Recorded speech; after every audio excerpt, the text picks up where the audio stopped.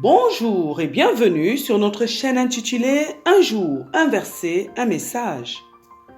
Notre passage de ce jour est tiré du livre de Hébreux, chapitre 13, versets 1 à 3. La Bible nous dit « Persévérez dans l'amour fraternel, n'oubliez pas l'hospitalité, car en l'exerçant, quelques-uns ont logé des anges sans le savoir. » Dans ce passage, notre Dieu nous demande de persévérer dans l'amour fraternel, de ne pas baisser les bras, quel que soit ce qui peut nous arriver dans nos relations les uns avec les autres, quel que soit ce qui peut nous arriver de négatif, quel que soit le mal que notre prochain peut nous faire. Le Seigneur nous demande également de faire attention, de bien accueillir toute personne, toutes ces créatures, tous les êtres humains avec amour afin de ne pas manquer nos bénédictions. Le Seigneur nous a donné l'ordre de l'aimer plus que tout, de l'aimer de tout notre cœur, de toute notre âme, de toute notre force et de toute notre pensée. Et il nous a donné comme deuxième partie de ce commandement d'aimer notre prochain comme nous-mêmes. Il nous a même précisé de nous aimer ardemment les uns les autres. Ici, le Seigneur nous précise de persévérer dans cet amour fraternel. Le mot persévérer est un mot très important quand on parle d'amour. Parce que nous savons tous que l'amour est une décision. Nous devons décider d'aimer afin de parvenir à aimer. Car l'amour agapé, l'amour selon Dieu, selon le cœur de Dieu, l'amour que Dieu nous demande de donner n'est pas un amour qui est basé sur les émotions, ni sur les sentiments. Nous devons donc décider d'aimer, mais plus encore, nous devons lutter tous les jours afin de respecter notre décision et afin de tenir jusqu'au bout. Oui, nous devons persévérer dans notre amour envers notre prochain, car l'amour est une flamme qui doit être entretenue. Nous ne pouvons pas dire que nous aimons une personne ou des personnes sans prendre soin de cet amour que nous leur portons. Tous les jours, nous devons arroser, entretenir cet amour, car le cœur de l'homme est changeant par nature, surtout l'homme d'aujourd'hui. Nous avons des cœurs très changeants et dans une société où les valeurs importantes tendent à disparaître, dans une société où on ne nous apprend plus, par exemple, à respecter notre parole. Nous sommes sujets à des changements rapides dans nos comportements et dans nos cœurs. C'est pourquoi, quand Dieu nous précise de persévérer dans l'amour, le Seigneur est en train de nous aider une fois encore. La Bible nous dit de ne pas nous arrêter de faire le bien, car nous moissonnerons au temps convenable. La Bible nous dit également que la fin d'une chose vaut mieux que son commencement. Oui, c'est la fin d'une chose qui nous indique si nous avons persévéré. C'est la fin d'une relation qui nous permet de savoir si nous avons persévéré. Ce n'est pas au début de cette relation, ni même au milieu de la relation. Et c'est le fait d'avoir persévéré, d'être allé jusqu'au bout de cette relation, qui nous vaut le mérite, qui nous permet de mériter notre récompense. C'est pourquoi nous devons persévérer, comme nous le dit le Seigneur dans ce passage. Nous devons prendre soin de notre prochain, mais uniquement sur une période, du moins, pas uniquement sur une seule période, pas uniquement sur une journée, mais tout le temps, et ceci, jusqu'à ce que la mort nous sépare, ou jusqu'à ce que la vie nous sépare, ou encore jusqu'à ce que le destin nous sépare. Oui, nous devons prendre soin de notre prochain, tout au long de notre relation, tout au long du temps que la vie nous permet de passer ensemble. Nous devons également le faire de manière très sincère. Nous ne devons pas rester dans des relations avec des amis, avec notre conjoint, avec nos parents, par intérêt ou à cause du regard des autres. Non. Ce n'est pas ce que Dieu nous demande. Le Seigneur nous demande de rester les uns avec les autres, mais dans la vérité de sa parole et dans la sincérité. Nous devons nous aimer selon le modèle de la parole de Dieu, c'est-à-dire en nous supportant les uns les autres, mais également en étant sincères, en étant des personnes vraies, en ayant des cœurs sincères, des cœurs vrais les uns envers les autres. Car aujourd'hui, nous voyons beaucoup de fausses amitiés et beaucoup de faux couples. Nous voyons des personnes qui sont ensemble, qui montrent un certain visage à la société, mais qui en réalité ont des cœurs qui sont très éloignés depuis très longtemps. Non, ce n'est pas ce que notre Père nous demande. Le Seigneur veut que nos relations soient des relations saines, que nous ayons des relations qui l'honorent et qui lui donnent toute la gloire. En réalité, nous vivons désormais pour Dieu. La Bible nous le dit. Aussi, tout ce que nous faisons, c'est pour notre Dieu. Quand nous aimons notre prochain ardemment, avec sincérité, avec persévérance, nous le faisons d'abord pour notre Dieu. Ensuite, nous le faisons aussi pour nous, car nous en tirons aussi des avantages. Parce que nous sommes aimés, par exemple, en retour. Nous devons savoir qu'on nous traitera de la même manière que nous traiterons notre prochain, de la même manière que nous traitons les autres. Ce sont des règles qui sont établies spirituellement. Ce que nous faisons de bien nous revient toujours et inversement. Alors, persévérons dans l'amour envers nos frères comme Dieu nous le demande. Cela peut parfois nous paraître difficile parce que persévérer demande de l'endurance, oui. Persévérer nous demande un effort quotidien. Persévérer nous demande même de beaucoup réfléchir. Car pour aimer, pour faire du bien à une personne, nous devons la connaître, nous devons l'étudier, nous devons aussi l'observer, mais tout le temps, car les gens changent, les personnes grandissent, elles s'améliorent de jour en jour. C'est par exemple ce qui se passe dans les foyers. Pourquoi est-ce que beaucoup de foyers finissent par se briser? Certes, c'est parce que Dieu n'est pas le fondement, le premier fondement, ou parce que les bases de ce foyer ne sont pas solides ni saines. Mais c'est aussi parce que parfois, l'un des conjoints grandit et l'autre reste au même niveau. En effet, lorsque deux personnes cheminent ensemble, elles doivent se comprendre. Et elles arrivent à se comprendre lorsqu'elles parlent le même langage. Mais si le langage d'une personne change, évolue, et que l'autre personne ne s'adapte pas au nouveau langage de son conjoint, les deux ne pourront plus se comprendre. Et c'est la même chose en amitié, c'est la même chose dans toutes les relations. Nous devons donc, pour arriver à persévérer dans l'amour envers nos frères, évoluer avec eux, les étudier régulièrement et bien les connaître. Nous devons aussi avoir une grande volonté de bien faire les choses. Là encore, c'est une décision. Oui, pour persévérer, il faut une grande force de caractère, une grande résistance et une forte endurance.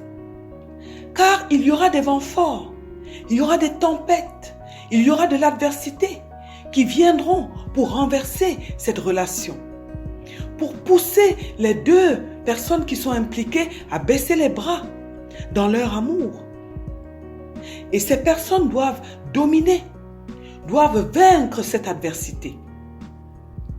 Il y aura aussi des comportements de la personne qui est aimée. Et cette personne peut nous trahir. Elle peut devenir méchante. Elle peut avoir des comportements qui viendront et qui vont nous pousser à baisser les bras, qui vont nous pousser à nous décourager. Alors, nous devons travailler tous les jours sur nous-mêmes afin que nous soyons forts et que nous soyons préparés à affronter tous ces défis. Persévérer demande également un grand travail sur nous-mêmes. Dans la relation avec notre prochain, il y a un élément dangereux, je dis bien dangereux, qui nous empêche souvent d'avancer dans nos relations. C'est notre orgueil, c'est notre ego, notre moi. Notre ego, cette partie de nous qu'on appelle le moi, qu'on appelle le je. Cette partie de nous qui nous pousse à ne voir que nous-mêmes. Elle nous fait croire que nous sommes les meilleurs. que nous sommes meilleurs que tous les autres, que nous sommes les plus saints, que nous sommes sans faute et sans tache. Ce qui est un grand mensonge, parce que nul n'est saint sur cette terre. Il n'y a que Dieu qui est parfait. Cet ego nous fait croire que ce sont les autres qui sont toujours les fautifs et que nous faisons toujours ce qui est bien. Notre ego qui est aussi lié à notre orgueil, qui nous crée énormément de problèmes lorsque nous ne savons pas traiter avec lui. La Bible nous dit que Dieu résiste aux orgueilleux et il fait grâce aux humbles. Dieu n'aime pas du tout l'orgueil, mais alors pas du tout. Parce que l'orgueil nous pousse à vouloir prendre la place de Dieu. En effet, l'orgueil nous fait croire que nous sommes forts, que nous faisons les choses par nous-mêmes. L'orgueil nous pousse à mettre Dieu de côté. Et malheureusement, souvent lorsque nous sommes dans l'orgueil, nous ne sommes pas conscients de notre état. Ce sont les autres qui peuvent nous faire prendre conscience que nous sommes vraiment très orgueilleux ou que notre ego est très gros. Et c'est cet orgueil qui nous voile et qui nous empêche de pardonner, qui nous empêche de voir la douleur de ceux qui sont en face de nous. L'orgueil nous pousse à être centrés sur nous-mêmes et à désobéir à Dieu. Alors, nous devons travailler, nous devons cultiver la simplicité et l'humilité. C'est primordial si nous voulons vraiment cheminer avec Dieu et être capables de lui obéir. Si nous voulons être capables de persévérer dans l'amour fraternel, Dieu nous demande de persévérer dans cet amour. Et le fait de persévérer a de nombreux avantages. Lorsque nous tenons debout, jusqu'à la fin, nous sommes fiers de nous. Nous sommes fiers de Dieu dans un premier temps qui nous a donné la capacité d'y arriver. Nous sommes également fiers de nous-mêmes parce que nous avons résisté. Nous avons enfin notre récompense et nous sommes aussi un témoignage pour montrer aux autres que c'est possible d'y arriver avec Dieu. Notre Seigneur Jésus-Christ est venu nous sauver, mais ça n'a pas été facile pour lui. Mais il a tout supporté avec l'aide du Seigneur, avec l'aide de Dieu. Surtout dans le jardin de Gethsémani, avant le début de son calvaire, lorsqu'il a vu tout ce qu'il attendait et qu'il était très affaibli. Il aurait pu abandonner. Il a failli d'ailleurs. Il a dit à Dieu, si cette coupe peut s'éloigner de moi. Mais il a demandé de l'aide à Dieu. Et l'ange de l'Éternel est venu le fortifier et il a pu finir sa mission. Et aujourd'hui, il a reçu sa couronne de gloire. Il est assis à la droite de Dieu le Père. Il a reçu le nom au-dessus de tous les noms. Et il a reçu tout pouvoir dans les cieux, sur la terre, sous la terre, dans les mers. C'est magnifique. Persévérer, c'est magnifique. Nous savons que persévérer n'est pas facile, mais nous ne devons jamais abandonner, surtout en amour, surtout lorsqu'il s'agit de la question de l'amour, car c'est un ordre que Dieu nous donne. Oui, le découragement viendra, les épreuves viendront, mais nous devons persévérer. Qu'une personne qui est sur le point d'abandonner aujourd'hui et qui écoute ce message décide de ne jamais abandonner. Que cette personne n'abandonne jamais. Mon frère, ma sœur, n'abandonne surtout pas. Les difficultés, les épreuves, les tentations font partie de notre parcours. Et notre vie est une école qui nous permet d'apprendre et de grandir. Nous devons le savoir. Mais Dieu a dit qu'il ne nous donnera pas une épreuve qui dépasse nos forces. Nous devons faire comme notre Seigneur Jésus-Christ. Crier à Dieu et lui demander de nous donner la force de continuer. Oui, c'est difficile, mais ça en vaut toujours la peine. Alors n'abandonne jamais, mon frère, ma sœur. Crie à Dieu ce matin. Demande-lui de l'aide. Seigneur, viens à mon secours. Si c'est dans ton foyer que les choses sont très compliquées, si c'est dans ton foyer que ça ne va pas, n'abandonne surtout pas. Dieu est là tout près de toi et il t'observe. Il attend que tu lui demandes de l'aide. Et c'est lorsque tu vas l'inviter dans ton problème qu'il viendra. Pas avant. Car le Seigneur ne s'invite pas lui-même. Il n'est pas une personne qui force ses enfants. Non, nous devons élever la voix et l'appeler. Dis-lui, mon Dieu, mon Père, mon Créateur, j'ai besoin de toi. Papa, ça ne va pas dans ma relation avec mon conjoint. Papa, ça ne va pas dans ma relation d'amitié. Papa, ça ne va pas dans cette relation. J'ai tout essayé, Père, mais je n'y arrive pas. Tu m'as dit de t'invoquer au jour de la détresse et que tu viendras à mon secours. Père, par obéissance à ta parole et parce que tu es mon Dieu, je t'invite dans ce problème. Papa, tu es le seul qui peut me sortir de cette situation. Alors je t'en prie, aide-moi, Seigneur. Aide-nous avec mon conjoint. Aide mon conjoint, aide ma conjointe. Et donne-nous la victoire, Seigneur, dans cette situation, pour la gloire de ton nom, au nom de ton Fils bien-aimé Jésus-Christ. Père, nous sommes prêts à faire des efforts, nous sommes prêts à t'obéir. Papa, prends les choses en main et change cette situation pour nous. Fais-le, je t'en prie, Père, pour que ton nom seul soit glorifié, au nom puissant de Jésus-Christ. Amen. Crois dans ton cœur que c'est déjà fait et tu verras la gloire de Dieu. Dieu nous demande de persévérer dans l'amour. Alors persévérons et nous verrons la gloire de Dieu. Demandons toujours le secours de Dieu lorsque le découragement se présente à nous et nous sortirons toujours victorieux, toujours vainqueurs au nom de notre Seigneur Jésus-Christ. Amen. Notre Dieu nous demande également dans ce passage de ne pas oublier l'hospitalité. Oui, l'hospitalité est très importante dans notre relation avec les autres, dans l'amour. Être une personne hospitalière, c'est être une personne qui reçoit son prochain avec beaucoup d'amour, avec un bon accueil, avec beaucoup de soin. Et c'est une personne qui ne fait pas de différence. Nous pouvons prendre l'exemple d'Abraham qui a reçu un jour la visite de 3 hommes. Il les a reçus, les a appelés par le nom de mon Seigneur, il leur a offert de se mettre à l'abri du soleil, il leur a lavé les pieds, il leur a offert un repas. Il les a bien accueillis et a bien pris soin d'eux. Nous pouvons dire qu'Abraham a exercé l'hospitalité et c'est ce que notre Dieu nous demande. Mais pour aller plus loin dans cette recommandation, le Seigneur veut nous amener ici à ne pas faire de différence entre les personnes. Il veut nous amener à comprendre que nous ne devons faire exception de personne. Nous les humains, nous avons tendance à juger les autres sur leur apparence. Oui, certes l'apparence compte et peut nous donner des indications sur une personne, mais l'apparence est aussi trompeuse. Dieu a visité Abraham sous la forme d'un homme et il a fallu qu'Abraham discerne que cette visite n'était pas ordinaire. Oui, le Seigneur peut nous visiter sous la forme d'un aveugle, sous la forme d'un désœuvré. Les anges de Dieu peuvent nous visiter sous la forme d'une personne qui nous repousse. Mais nous devons discerner que cette visitation n'est pas ordinaire. Le Seigneur nous demande de recevoir tout le monde, peu importe le comportement de notre prochain, peu importe la couleur de sa peau, peu importe sa condition, peu importe son comportement. Nous devons garder la même attitude d'amour. Parce que souvent, derrière notre bénédiction se cache une visitation. Mais c'est à nous de nous comporter de la bonne manière et c'est à nous de discerner le moment de notre visitation.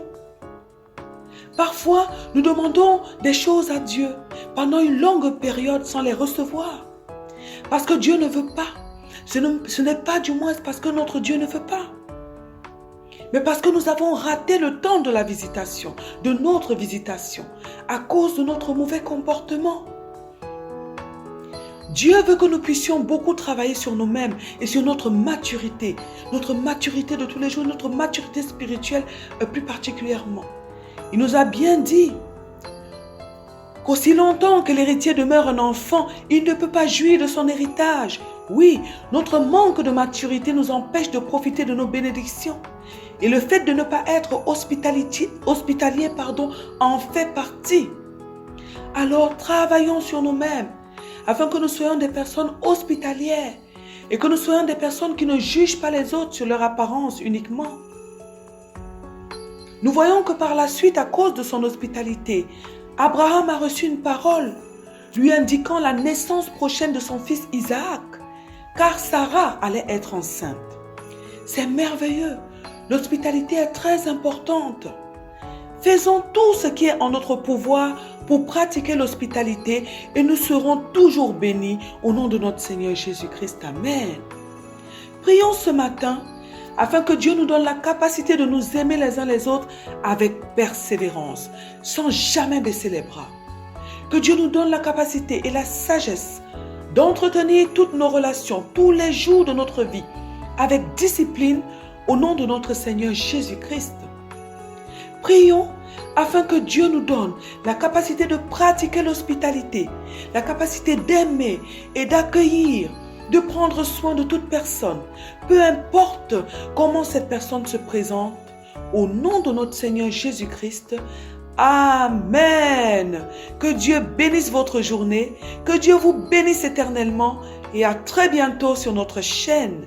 Un jour, un verset, un message.